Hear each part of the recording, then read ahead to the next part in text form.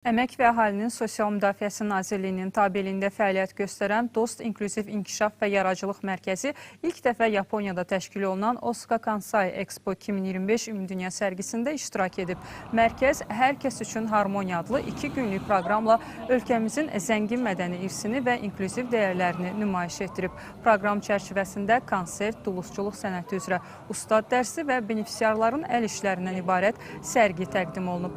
Tədbir iştirakçıları Azərbaycanın qədim sənət ənənələri ilə yanaşı həssas qruplara aid istedadlı şəxslərin yaradıcılıq nümunələri ilə tanış olublar. Birinci vitse-prezident Mehriban Əliyevanın təşəbbüsü ilə yaradılmış Dost İnkişaf və Yaradıcılıq Mərkəzinin fəaliyyəti və filialları barədə ziyarətçilərə məlumat verilib. Qeyd olunub ki, mərkəz bugünədək 800-dən çox şəxsin yaradıcılıq potensialının inkişafına dəstək göstərib.